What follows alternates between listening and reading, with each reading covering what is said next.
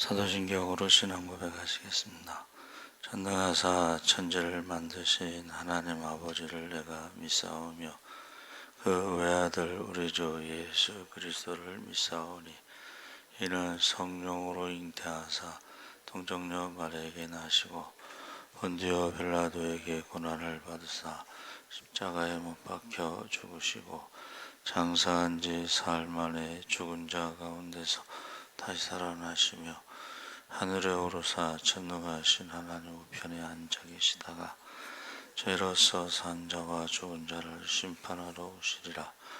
성령을 믿사오며 거룩한 공회와 성도가 서로 교통하는 것과 죄를 사하여 주시는 것과 몸이 다시 사는 것과 영원히 사는 것을 믿사옵나이다. 아멘. 찬송가 312장 찬송하시겠습니다.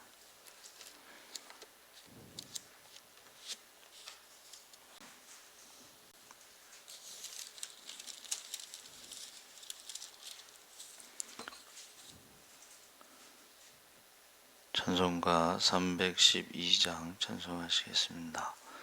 너 하나님께 이끌리어 일평생 주만 바라면 너 어려울 때 힘 주시고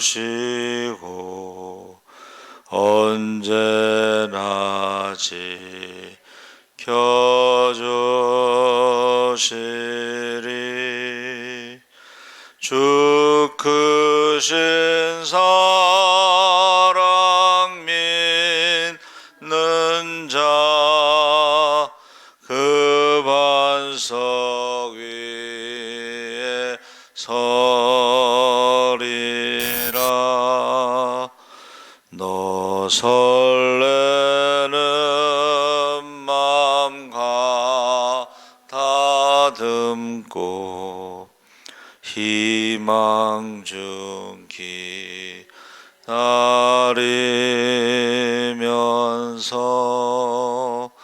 그 은혜로 신 주의 뜻과 사랑에 만족하여라. 우리를 불러 주신 주 마음의 소원 아신다. 주 찬양하고 기도하며 내 본분 힘써 다하라. 주 약속하신 모든 은혜 내게서 이루어지리라. 참되고 의지하는 자 주께서 기억하시리. 아멘. 하나님 말씀은 사도행전 9장 1절에서 9절까지 말씀을 보겠습니다. 신약성경 201쪽에 있습니다. 사도행전 9장 1절에서 9절까지 우리 다 같이 읽겠습니다. 사울이 주의 제자들에 대하여 여전히 위협과 살기가 등등하여 대제사장에게 가서 다메섹 여러 회당에 가져갈 공문을 청하니 이는 만일 그 도를 따르는 사람을 만나면 남녀를 막론하고 결박하여 예루살렘으로 잡아오려 함이라. 사울이 길을 가다가 다메섹에 가까이 이르러더 호련히 하늘로부터 빛이 그를 둘러 비추는지라. 땅에 엎드려져 들음에 소리가 있어 이르시되 사울아 사울아 내가 어찌하여 나를 박해하느냐 하시거늘 대답하여 주여 누구시나이까 이르시되 나는 내가 박해하는 예수라. 너는 일어나 시내로 들어가라. 내가 행할 것을 내게 이를 자가 있느니라 하시니 같이 가던 사람들은 소리만 듣고 아무도 보지 못하여 말을 못하고 서 있더라. 사울이 땅에서 일어나 눈을 떴으나 아무것도 보지 못하고 사람의 손에 끌려 다메섹으로 들어가서 사흘 동안 보지 못하고 먹지도 마시지도 아니하니라. 아멘. 할렐루야. 좋은 아침입니다. 잘 오셨습니다. 감사합니다. 바울을 택한 이유라는 제목으로 말씀을 나누는데, 일반적으로 하나님께서 사람을 만나 주실 때에는 사람이 주님을 간절히 찾을 때입니다. 그래서 간절히 찾는 자를 만나 주시고 나를 사랑하는 자를 내가 사랑한다. 근데 바울은 그러지 않았고, 바울이 하나님을 찾았던 것이 아니라 하나님께서 그를 찾아오셨습니다. 그럼 왜 하나님께서 그를 찾아오셨는가? 그것은 하나님이 그를 쓰실 목적이 있으셨기 때문입니다. 왜냐하면 하나님께서 그를 쓰시기 위해서 처음부터 그를 이 땅에 보내셨기 때문이고, 바로 그때 성경에 보면 그 때가 되었다라는 말이 있죠. 그래서 우리가 그 때라는 것은 이제 크로노스라고 하는 건 수평적인 시간으로 우리가 알고 있는 달력, 그것을 의미하고, 카이로스라고 하는 시간은 수직적인 시간으로 하나님이 우리에게 오시는 시간, 의미의 시간, 어떤 기념의 시간. 그래서 수평적인 시간에 달력의 내 생일은 하루죠. 뭐 그런 것들을 말하는 것입니다. 그래서 하나님은 바울을 어떻게 쓰시려고 찾아오셨는가?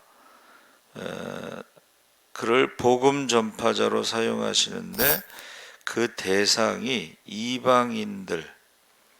그래서 이방인들 중에서도 뭐 임금들, 그리고 나중에는 이제 이스라엘 백성들. 그래서 바울의 그 전도 원칙 중에 하나가 원래는 이방인들이 첫 번째고, 그 다음에 이제 나중에는 이스라엘 백성들에게도, 유대인들에게도 복음을 전하는 것을 볼 수가 있습니다. 그래서 바울은 그릇 자체가 큰 그릇으로 지음을 받아서 크게 만드셨고, 그런 자로서 이 땅에 보내셨습니다. 그래서 바울의 그 부르심에 대해서 이것은 구원에 대한 예정이 아니고 사역에 대한 예정이다. 그래서 하나님께서 여러분, 하나님이 구원받을 자를 미리 예정하셨다, 이런 것은 그 칼빈의 예정론이고, 성경의 예정론은 뭐예요? 하나님의 예정이 있고, 그 다음에 사람의 선택이 있습니다. 그렇죠? 복과 화를 주시고 사망과 생명을 놓았을 때의 선택은 인간이 하는 거예요. 하나님과 우상이 있을 때에 하나님을 선택하느냐 우상을 선택하느냐 하는 것은 인간이 하는 것입니다. 그 선택의 결과에 대해서는 인간의 책임이 있다는 것이죠. 그래서 이 바울의 예정은 구원의 예정이 아니고 사역의 예정이다. 그래서 다메섹에 경건한 하나님의 사람 아나니아를 통해서 분명하게 말씀하시기를 그는 택한 나의 그릇이다. 그릇으로 표현했습니다. 그래서 이 땅에 보내어진 사람들 중에 어떤 이는 하나님께서 특별히 지정해서 보내신 사람들이 있는데 그들을 들어 사용하시려고 보내신 거죠. 그래서 하나님의 사역자들이라고 부르는데 사람들 중에 하나님께서 당신의 사역자로 미리 지명하여 이 땅에 보내신 것입니다. 미리 정하심을 받고 이 땅에 보내심을 받았다 할지라도 그가 어떤 용도로 쓰임을 받을 것인가 하는 것은 하나님이 정하신 것인데, 자, 하나님이 정하신 건 뭐예요? 큰 집에 큰 그릇도 있고 작은 그릇도 있고 귀 있을 그릇도 있고 천 있을 그릇이 있는데 하나님 앞에 쓰임 받는 것은 디모데후서 2장 20절 21절에 큰 집에 금그릇과 은그릇뿐 아니라 나무 그릇과 질그릇도 있어 귀하게 쓰는 것도 있고 천하게 쓰는 것도 있나니, 여기까지가 이제 하나님의 예정이라고 본다면 21절에 그러므로 누구든지 이런 것에서 자기를 깨끗하게 하면 귀히 쓰는 그릇이 되어 거룩하고 주인의 쓰심에 합당하며 모든 선한 일에 준비함이 되리라. 깨끗한 그릇, 이것은 우리가 준비해. 깨끗한 것은. 그래서 깨끗한 그릇이 귀하게 쓰임받는 것이다. 금그릇이 귀한 게 아니고 은그릇이 귀한 것이 아니고 깨끗하게 하면 귀히 쓰는 그릇이 되어 거룩하고 주인의 쓰심에 합당하며 모든 선한 일에 준비함이 되리라. 그래서 하나님이 택한 그릇이 있고 그 그릇의 용도는 분량이 다 다르다. 그래서 아나니아와 바울과 베드로의 분량이 다르고, 사실은 아나니아는 바울보다 먼저 예수를 믿었고 환상을 보았고 주님의 지시를 받을 만큼 높은 수준의 영성을 가지고 있었고 그는 이방인들을 구원하기 위한 그릇으로 택함 받지는 못했다. 베드로도 12사도의 이제 수제자죠. 그리고 예루살렘 교회의 이제 부흥에 크게 쓰임 받았지만 베드로가요, 그 재림에 관한 계시는 바울의 계시를 따라가라. 베드로후서 3장 15절에 또 어느 때에는 바울로부터 엄히 책망을 받기도 하고 혼났다는 거예요. 그러니까 바울의 영성이 베드로보다도 높았다는 것을 간접적으로 증거하는데, 그것은 뭐냐면 베드로는 유대인의 사도로 쓰임 받을 때 유대인들의 눈치를 봤다는 거예요. 근데 바울은 이방인을 위한 사도로 유대인들의 눈치를 보지 않았다는 것입니다. 그래서 그 베드로가 유대인들의 눈치를 보고 이방인과 식사하다 도망갔다 그랬잖아요. 그러면 복음에 대해서 문제가 생기는 거예요. 복음은 하나님의 은혜로 구원받는 복음은 차별이 없어야 되는데 그 차별을 눈치를 본 겁니다.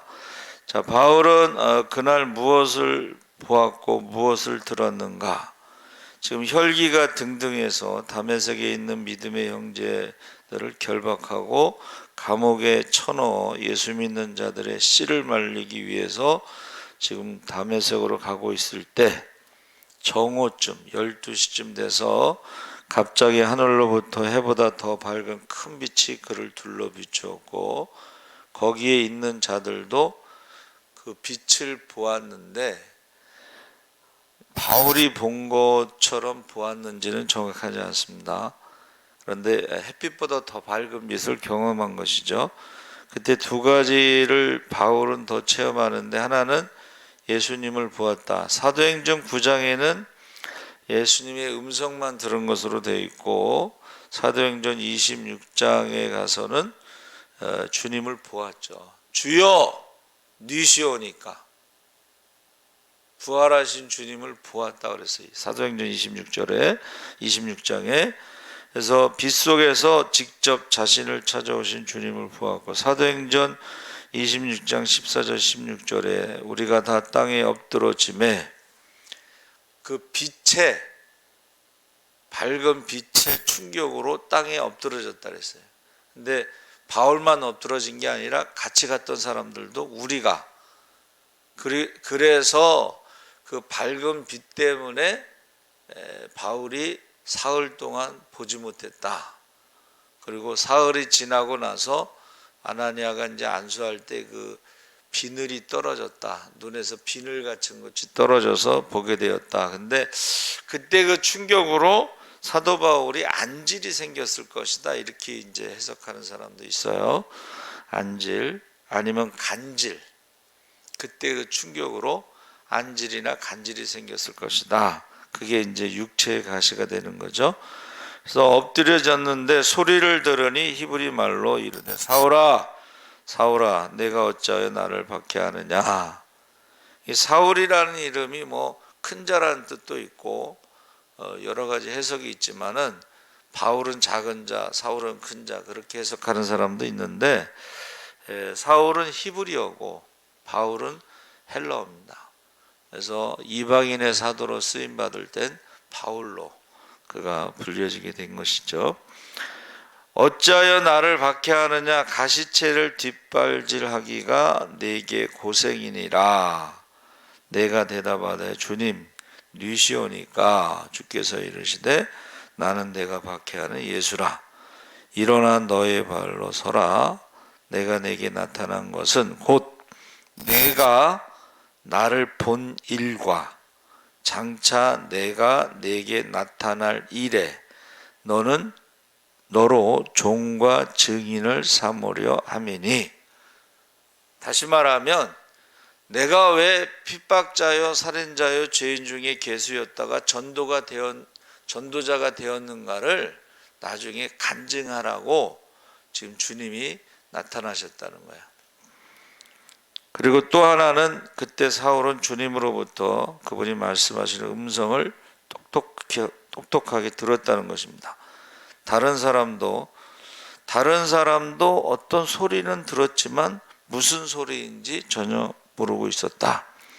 바울은 그때 주님으로부터 똑똑히 음성을 들었고 사울아 사울아 내가 어찌하여 나를 박해하느냐. 그래서 지금 사실은 우리가 신앙생활 하면서요 주님을 본 자, 주님의 음성을 들은 자는 많지 않습니다. 그렇죠? 근데 우리가 신앙생활 하다 보면 주님의 음성이 귀로 듣는 그 소리로 들을 수도 있고 아니면 마음으로 들을 수도 있고 다른 사람을 통해서 들을 수도 있고 뭐 설교 시간을 통해서 들을 수가 있고 그 주님의 음성을 들을 수가 있습니다. 저희 어머니는 이제 새벽 기도 하시면서 저를 위해서 기도 많이 하셨는데 이는 내 사랑하는 아들 기뻐하는 자라. 그 음성을 듣고 그 다음부터 기도하실 때마다 하나님의 사랑하는 아들 기뻐하는 자입니다. 이렇게 기도하셔요. 꼭 소두에 그 음성을 듣고 나서. 그리고 또 어디서 그 감동을 받았는지 모르지만 모세의 기도를 따라하셔요. 하나님, 안 믿는 사람들이 뭐라 하겠습니까? 사랑하는 아들 기뻐하는 자라는 음성과 안 믿는 사람이 뭐라고 하겠습니까? 이 두 가지를 꼭 기도하시더라고요.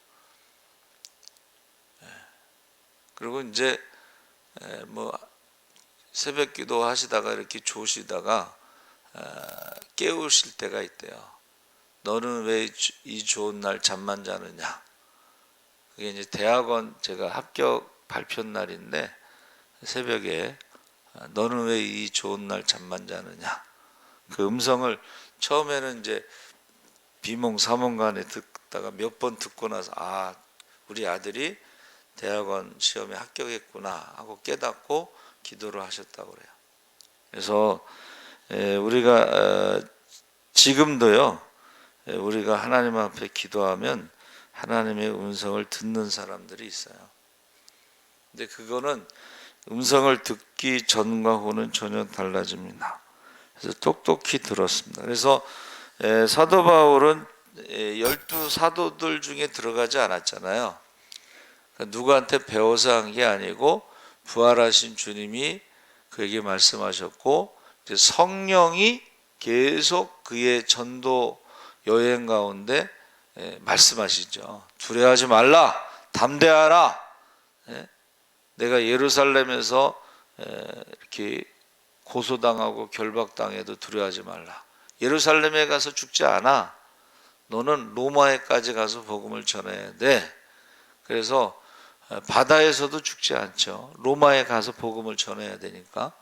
그래서 우리가 신앙생활하면서 이 사도 바울처럼 이 성령의 지금 사도 바울은 성령의 초자연적인 9가지 모든 은사를 다 받았고 고린도전서 12장에 보면 표적과 기사도 행하고 그 다음에 귀신도 쫓아내고 죽은 자도 살리고 환상도 보고 삼층천 셋째 하늘에 올라가고 낙원까지 갔다 온 그 간증을 하죠. 그런데 부득불 하도 거짓 교사들이 지자랑을 하니까 야 나도 너희들보다 더 큰 것도 체험했지만 나 그거 자랑하지 않아. 그냥 십자가와 십자가의 복음 외에는 나는 자랑하지 않아. 십자가와 부활 외에는 자랑하지 않아. 그렇게 말하죠. 그래서 우리가 평신도로서 가장 큰 복은 무엇인가 하면 하나님께서 보내신 사역자를 만나는 것이 큰 축복이에요. 그래서 하나님이 주시는 말씀을 전할 때에 그것을 듣고 하나님의 뜻이 무엇인지 분별할 수 있는 것이 큰 축복입니다. 그래서 제가 여기 처음에 올 때도 제가 오기 전에 하나님이 보여주셨다고 그러더라고요. 그러니까 하나님이 보내신 자를 미리 보여주셨다는 거죠. 그래서 우리가 하나님이 보내신 사역자를 만나는 것은 축복이라는 것이 하나님이 보내신 자를 통해서 하나님이 주시는 말씀이 있어요. 그 말씀을 깨닫고 그 말씀대로 사는 것이 축복이고, 두 번째는 그 하나님 보내신 그 사역자와 끝까지 동역하는 것이 큰 축복이다. 그래서 고린도 교회에도 많은 여러 사역자들이 있었죠. 바울과 아볼로와 베드로, 게바. 그래서 이제 사역자들이 있었는데 그 사역자들마다 조금씩 다르잖아요. 그러면 이제 저도 이제 만약 은퇴를 하면 제 후임자가 와서 목회할 때 저하고 다르잖아요. 그러면 그 사역자에 맞게 신앙생활하는 것이 가장 좋습니다. 맨날 옛날 얘기만 하면 어떻게 하겠어요?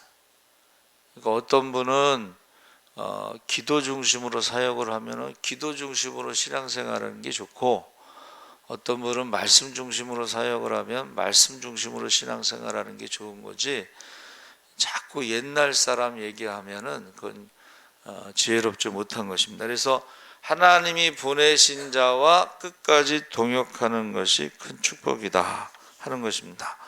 그래서 저는 예수님이 바울을 택하신 가장 큰 이유는 바울은 준비된 자. 그게 무슨 말이냐면 로마 시민권과 언어가 준비가 됐어요. 로마 시민권과 언어.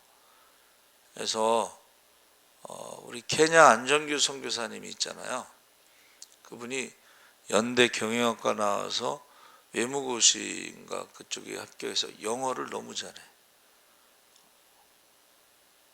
영어를 너무 잘하고 언어의 귀재예요. 그리고 아프리카로 갔잖아요. 케냐.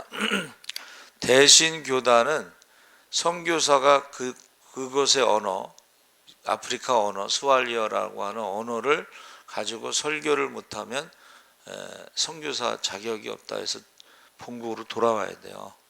근데 아프리카 언어로도 설교를 하고, 언어가 준비됐다는 게 중요하고, 로마 시민권이라는 것은 로마 제국 내에서는 황제의 보호를 받으면서 선교할 수가 있고, 두 번째는 가말리엘 문화에서 바리새파로 성경이 준비됐어요. 그러니까 지금 사역자들이 성경이 준비되지 않은 사역자들이 있어요. 그 문제가 되죠. 성경이 준비되지 않은 사람들. 그리고 모든 성공한 사람들의 공통점은 열심, 행동이에요. 행동. 사도 바울은 이 세 가지가 준비된 거예요.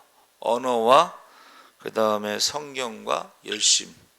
그래서 열왕기상 19장 10절에 보면 내가 만군의 하나님 여호와를 위하여 열심히 특심하오니, 열심히 특심하오니, 열심에 대해서 특별한 마음이 있다. 이 누가 한 말이냐면 엘리야가 한 말이에요.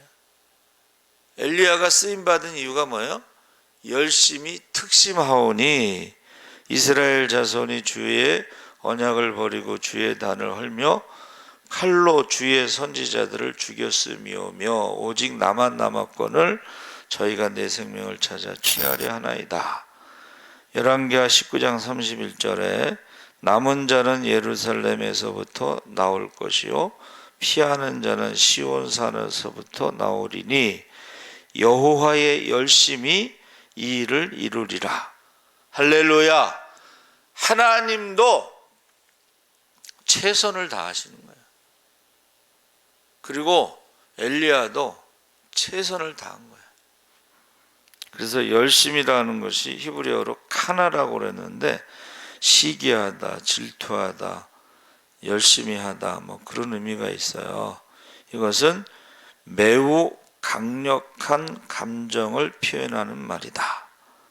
구약 성경에서 33번 나오는데 PL형과 히필형으로만 사용되었다. 이 말은 뭐냐면 능동태 강조. 이 단어는 능동태 강조형으로만 쓰이고 사역 능동형으로만 사용되었다. 그래서 이 열자가요 불로 태우다 이런 뜻이에요. 불로 태우다. 그리고 마음 심자를 해서 마음에 막 불이 붙은 거예요. 가만히 있을 수가 없는 거예요. 아이들이요 가만히 있지 못하죠. 아이들은 체온이 36.5도가 아닙니다. 더 높아요. 열이 많아. 가만히 있는 애는 병이 있는 거예요. 아이들은 가만히 있지 못해. 그래서 아이들 설교할 때는 10분을 넘기지 마라. 이제 그런 말이 있어요. 애들이 10분 이상 가만히 있지를 못해요. 그리고 그 아이들에게 설교를 잘하는 사람이 설교를 잘하는 것이다. 그 아이들이 이해할 수 있게끔 설교를 쉽게 하는 사람들이 잘하는 것이다. 그래서 저와 여러분이 이 마지막 때에는 실력은 비슷하다는 거예요. 그런데 그 열심, 열정 여기에 이제 차이가 있다는 거예요.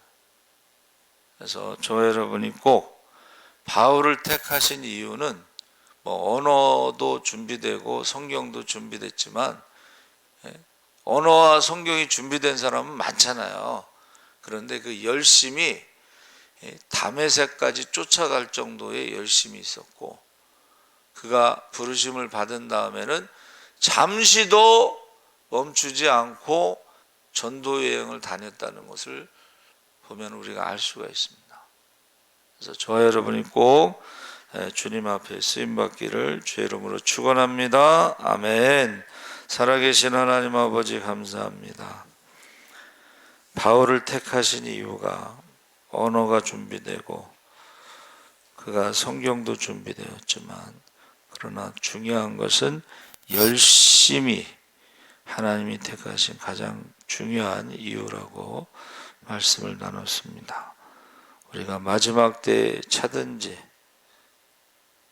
뜨겁든지 우리가 둘 중에 하나로 분명하게 하시고 우리가 미지근하게 믿는 건지 안 믿는 건지 기도하는 건지 안 하는 건지 우리가 알 수 없을 아리송한 그런 믿음 생활하지 않게 하시고 분명하게 신앙생활할 수 있게 하여 주시옵소서.